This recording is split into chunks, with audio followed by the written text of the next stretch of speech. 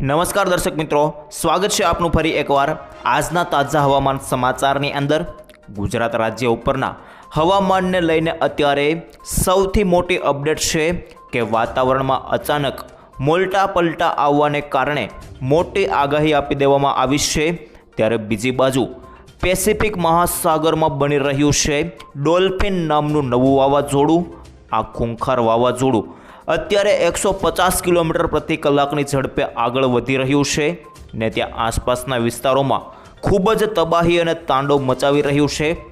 ત્યારે આવનારા સમયની અંદર આ જે મિત્રો વાવાઝોડું છે તે કેવો આકાર ધારણ કરશે ને આવનારા સમયમાં શું થવાનું છે, ગુજરાતને અસર કરશે કે નહીં, કેટલી અસર કરશે અને કઈ તારીખે અસર કરશે, બધી માહિતી આપીશ। અને બીજા નંબર ઉપર ગુજરાત રાજ્યના હવામાનને લઈને અંબાલાલ પટેલે નવા રાઉન્ડને લઈને પણ આગાહી આપી દીધી છે અને આ મોટી આગાહી કઈ બાજુ આપી છે અને ગુજરાત રાજ્યનું જે હવામાન છે તે હવામાન સિસ્ટમ અત્યારે હાલ જતી રહી છે એને કારણે હાલ આજે માત્ર ઝાપટાની જ આગાહી છે, પરંતુ નવો વરસાદનો રાઉન્ડ ક્યારે આવશે તેને લઈને તારીખ સાથે તમને વાત કરીશ। અને ગુજરાતમાં આજે એટલે કે મંગળવારને 4 તારીખ રાત્રે 8 વાગ્યાથી લઈને બુધવાર સાંજ સુધી કયા વિસ્તારમાં કયા જિલ્લામાં કેટલો વરસાદ પડશે એ પણ એકોએક ગામના નામ સાથે જણાવીશ આગળ આ વિડીયોની અંદર। ને હવામાન વિભાગે કેટલાક નકશા સેટેલાઇટ પિક્ચરના માધ્યમથી મૂકેલા છે એ પણ જોઈશું આજના આ વિડીયોની અંદર। તો આજનો આ વિડીયો તમારા માટે ખૂબ કામનો રહેવાનો છે। જો તમે આ વિડીયોને છેલ્લે સુધી જોઈ લેશો તો તમને બધી અપડેટ મળી જશે અને તમારે બીજા કોઈ પણ હવામાનને લગતા વિડીયો નહીં જોવા પડે તેની ગેરંટી આપીએ છીએ। અને બીજું મિત્રો, આ ચેનલની અંદર વરસાદ વાણી નામની ચેનલમાં તમે પહેલીવાર આવ્યા હોય ને અમારી ચેનલ સબસ્ક્રાઇબ કરવાની બાકી હોય તો અત્યારે જ આ ચેનલને સબસ્ક્રાઇબ કરો, કારણ કે મિત્રો આ ચેનલના માધ્યમથી તમને આખા ચોમાસા કાળ દરમિયાન રેગ્યુલર વરસાદની અપડેટ મળતી રહેશે। અને ત્યાર પછી મિત્રો વિડીયોમાં આગળ વધીએ તે પહેલાં એક ડિસ્ક્લેમર આપવા માગીશ કે આપણે જે પણ કંઈ માહિતી મેળવીશું આ વિડીયોના માધ્યમથી બધી માહિતી મિત્રો હવામાન આંકડાઓ વેધર મોડેલો અનુસાર મેળવીશું, બાકીની મિત્રો કોઈ માહિતી મેળવીશું નહીં, એટલે બાકીની કોઈ પણ પ્રકારની પુષ્ટિ અમે કરતા નથી, તેની ખાસ નોંધ લેવી। હવે મિત્રો ટાઈમ બગાડ્યા વગર વિડીયોની શરૂઆત કરીએ। તો વાવાઝોડાનો અત્યારે જે સોશિયલ મીડિયા ઉપર ટ્રેન્ડ ચાલી રહ્યો છે તેને લઈને અત્યારે તમને થોડી ઘણી માહિતી આપી દઉં તો તમને વધારે ખ્યાલ આવશે। તો જોઈ લો મિત્રો, અત્યારે આપણે જોઈ લઈએ અત્યારે વાવાઝોડું જે છે તે કેટલા કિલોમીટરની ઝડપે આગળ વધી રહ્યું છે, શું વાવાઝોડું જોવા મળી રહ્યું છે। તો મિત્રો જોઈ લો, વાવાઝોડું એક નહીં પરંતુ અત્યારે 2 વાવાઝોડા જે છે તે બની ચૂક્યા છે। એક જોઈ લો મિત્રો આ જમણી બાજુનું અને એક આ ડાબી બાજુનું। હવે જમણી બાજુનું જે વાવાઝોડું છે તેનું નામ ડોલ્ફિન વાવાઝોડું છે અને આ વાવાઝોડું જે છે તે મિત્રો 190 કિલોમીટર પ્રતિ કલાકની ઝડપે આગળ વધી રહ્યું છે અને બીજું વાવાઝોડું જે છે તે 130 કિલોમીટર પ્રતિ કલાકની ઝડપે આગળ વધી રહ્યું છે। અને મિત્રો આમ તમને જણાવું તો આ વાવાઝોડા જે છે તે પેસિફિક મહાસાગરની અંદર જે છે તે ચાલુ થયા છે, એટલે કે પેસિફિક મહાસાગરની અંદર છે, તો તેની ગુજરાત પર શું અસર થશે એ બધી તમને માહિતી આપી રહ્યો છું। પરંતુ એના પહેલાં મિત્રો જણાવું તો આની સીધી અસર કોઈ રીતે ગુજરાત પર થવાની નથી, કારણ કે મિત્રો આ ગુજરાતથી ઓલમોસ્ટ 10,000 કિલોમીટર દૂર છે। મિત્રો જોઈ લો આપણું ગુજરાત રહેલું છે ને ગુજરાતથી તમે જોઈએ તો આ રીતે 10,000 કિલોમીટર દૂર ગણી શકાય, કારણ કે આ આપણું ગુજરાત છે અને ગુજરાતથી વાવાઝોડું અહીંયા, તો આ વચ્ચેનું અંતર મિત્રો 10,000 કિલોમીટર છે। અને બંગાળની ખાડીથી જોઈએ તો આ બંગાળની ખાડી છે ને બંગાળની ખાડીથી ઓલમોસ્ટ 7,000 જેવું જે છે તે કિલોમીટરનું અંતર છે। તો મિત્રો કોઈ પણ પ્રકારે ડાયરેક્ટલી અસર તો વાવાઝોડાની નથી થવાની, પરંતુ આડતરી રીતે થઈ શકે, તો કઈ રીતે થશે તે જોવું છે। તો મિત્રો સૌથી પહેલાં જોઈ લઈએ વાવાઝોડું જે છે તે 6-7 તારીખ પછી તમે જોશો તો આ વાવાઝોડું જે છે તે મિત્રો ધીમે ધીમે અહીં ચાઇનાની બોર્ડર પાસે તમને અથડાતું જોવા મળશે। આ મિત્રો ચાઇના છે અને ચાઇનાની બોર્ડર પાસે તમે જોઈ શકો છો આ ખાસ કરીને ચાઇનાની બોર્ડર સાથે તમને અથડાતું જોવા મળી રહ્યું છે, એટલે કે ચાઇનાની બોર્ડર પાસે જે છે તે અહીં લેન્ડફોલ થતું જોવા મળી રહ્યું છે અને આના કારણે ચાઇના સાથે જેવું ટકરાશે એટલે એનો કરંટ જે છે તે મિત્રો ધીમે ધીમે કરીને આ રીતે અહીં બંગાળની ખાડી સુધી પહોંચશે અને બંગાળની ખાડીમાં જોશો તો મિત્રો 7 તારીખ આસપાસ એક નવી સાયક્લોનિક સર્ક્યુલેશન જે સિસ્ટમ છે તે બનાવશે અને આના કારણે બંગાળની ખાડીમાં ટોટલ 2 સિસ્ટમ થઈ જશે, એક સાયક્લોનિક સર્ક્યુલેશન અને એક LPS સિસ્ટમ, આ બે સિસ્ટમના કારણે મિત્રો હવે વરસાદ સ્વરૂપે જે છે તે ગુજરાત પર 100% અસર થશે, બાકી કોઈ સીધી અસર થવાની નથી. એટલે કે મિત્રો આ રીતે જે વાવાઝોડું અથડાશે આ રીતે ચાઇનાની બોર્ડર પર, તે રીતે તેની અસર આ બાજુ બંગાળની ખાડીમાં થશે અને બંગાળની ખાડીની વરસાદ સ્વરૂપે અસર ગુજરાત પર 100% થશે તેવું લાગી રહ્યું છે. તો આ પ્રકારે વરસાદની અસર થવાની છે, બાકી મિત્રો કોઈ પણ વાવાઝોડાની વધારે અસર થવાની નથી. તો જે ડર અત્યારે સોશિયલ મીડિયા પર ફેલાવવામાં આવી રહ્યો છે તે તદ્દન ખોટો છે. તો એવા કોઈ પણ ડરમાં તમે રહેતા નહીં. તો મિત્રો આ પ્રકારે વાવાઝોડાની સંપૂર્ણ માહિતી છે, મેં તમને તમામ માહિતી આપી દીધી. આશા રાખું છું વાવાઝોડાની બધી માહિતી તમને સમજાઈ ગઈ હશે. અને મિત્રો હવે અંબાલાલ પટેલે શું આગાહી આપી દીધી છે નવા રાઉન્ડ વિશે તે જાણી લઈએ, અને હવે સિસ્ટમ વિશે સૌથી પહેલાં જાણી લઈએ. તો મિત્રો જોઈ લો, અત્યારે તમને સેટેલાઇટ પિક્ચરના માધ્યમથી આખી સિસ્ટમ બતાવી દઉં, તમને વધારે ખ્યાલ આવશે. જોઈ લો મિત્રો, આ આખી સિસ્ટમ અત્યારે છે, અને સિસ્ટમ તમે જોશો તો અત્યારે કોઈ મોટી સિસ્ટમ જે છે તે ગુજરાત ઉપર જોવા મળી રહી નથી. ગુજરાત ક્યાં છે તો મિત્રો આ આપણું રેડ કલરના સર્કલમાં જે છે તે ગુજરાત રહેલું છે, અને ગુજરાત પર અત્યારે કોઈ મોટી સિસ્ટમ નથી. પરંતુ આજુબાજુના જે રાજ્યો આવેલા છે, ગુજરાતની આસપાસના રાજ્યો, આ બધા રાજ્યો ઉપર મિત્રો અત્યારે સિસ્ટમ જે છે તે કડાકા ભડાકા સાથે ભૂક્કા બોલાવી રહી છે. તમે જોઈ શકો છો મિત્રો, હું આ બ્લેક કલરનું દોરી રહ્યો છું. આ આખી સિસ્ટમો છે, આ સિસ્ટમો બધા ભાગોની અંદર અત્યારે ભૂક્કા બોલાવી રહી છે.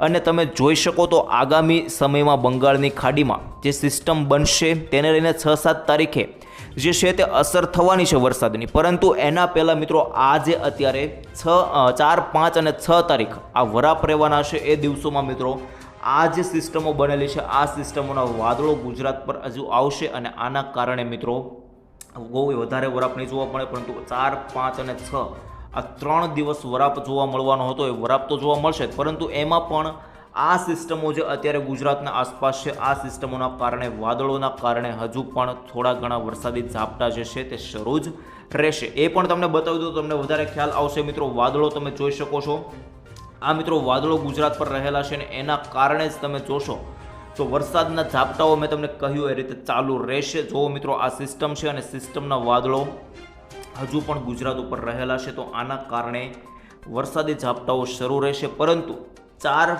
5 અને 6 તારીખ આ 3 તારીખ જ રહેશે. પછી 7 તારીખથી મિત્રો પાછું વરસાદનું જોર જે છે તે વધશે, અને પછી 8 થી 15 તારીખ અંબાલાલ પટેલે કહ્યું એ રીતે કડાકા ભડાકા સાથે વરસાદનો 5મો રાઉન્ડ શરૂ થશે. તો આ પ્રકારે સંપૂર્ણ માહિતી આવી રહી છે.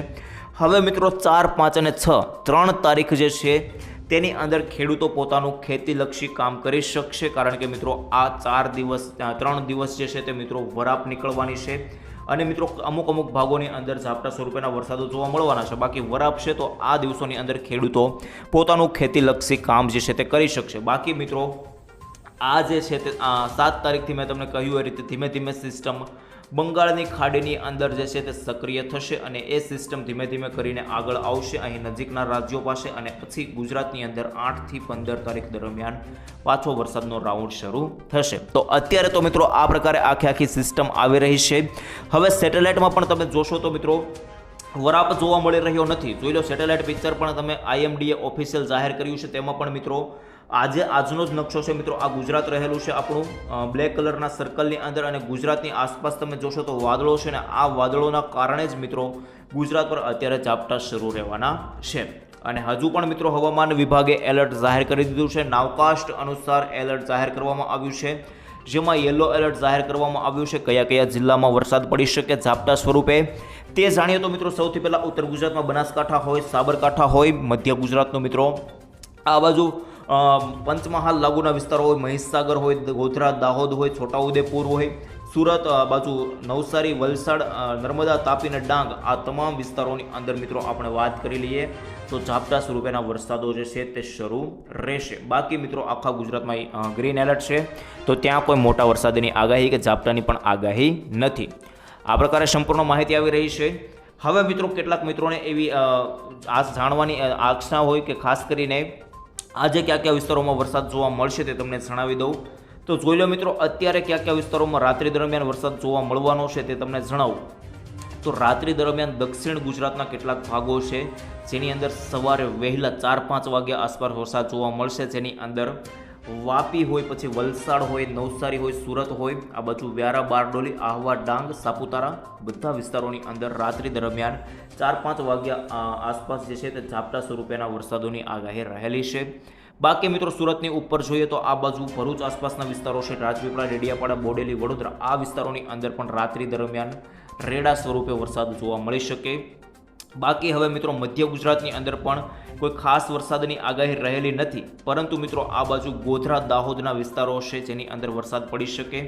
તો એમાં મિત્રો ખાસ કરીને આ બાજુ સાવલી લાગુના વિસ્તારો, આણંદ, નડિયાદ, ત્યાર પછી અહીં મિત્રો કલોલ હોય, આ બાજુ ગોધરા, બાલાસિનોર, કંથલાલ, કપડવંજ, લુણાવાડા, આ બધા વિસ્તારોની અંદર રેડા સ્વરૂપે વરસાદ જે છે તે જોવા મળી શકે. બાકી ઉત્તર ગુજરાતની અંદર પણ મિત્રો કોઈ મોટા વરસાદની આશા ના રાખતા ઝાપટા સ્વરૂપે પણ વરસાદ દેખાઈ રહ્યો નથી, અને કચ્છની અંદર પણ મિત્રો કોઈ પણ પ્રકારનો વરસાદ જોવા મળતો નથી, અને સૌરાષ્ટ્રમાં પણ કોઈ મીઠો વરસાદ નથી. માત્ર દરિયાકાંઠાના વિસ્તારો છે જેની અંદર મિત્રો થોડા ઘણા ઝાપટાઓ જોવા મળી શકે, જેમ કે આ બાજુ મિત્રો પોરબંદર લાગુના વિસ્તારો હોય, આ બાજુ ગીર સોમનાથ લાગુના વિસ્તારો હોય, આ પટ્ટાની અંદર વરસાદી ઝાપટા જોવા મળશે. બાકી સૌરાષ્ટ્રમાં પણ કોઈ મોટા વરસાદની આગાહી નથી. હવે મિત્રો તમને જિલ્લા વાઇઝ જણાવી દો કયા કયા વિસ્તારોમાં આગાહી નથી. તો મિત્રો સૌરાષ્ટ્રમાં વાત કરી લઈએ, આ બાજુ ભાવનગર હોય, અમરેલી હોય, આ બાજુ જૂનાગઢ હોય, બોટાદ હોય, સુરેન્દ્રનગર, રાજકોટ, જામનગર, મોરબી, આ કોઈ પણ જિલ્લાની અંદર મોટા વરસાદની કે ઝાપટાની પણ આગાહી રહેલી નથી. તો આ પ્રકારે સંપૂર્ણ માહિતી આવી રહી છે, અને કચ્છમાં પણ કોઈ મોટા વરસાદની આગાહી નથી. આ પ્રકારે મિત્રો સંપૂર્ણ માહિતી આવી રહી છે. બાકી મિત્રો હવે આવનારા સમયમાં તમે જોશો તો 6 તારીખે પણ મિત્રો કોઈ મોટા વરસાદની આગાહી નથી, માત્ર ઝાપટા જોવા મળી રહ્યા છે 5-6 તારીખ, અને 7 તારીખથી તમે જોશો તો મિત્રો ધીમે ધીમે જોર વધતું તમને જોવા મળી શકે. કારણ કે મિત્રો અહીં સિસ્ટમ ઉપર આવી ગઈ છે 8 તારીખે.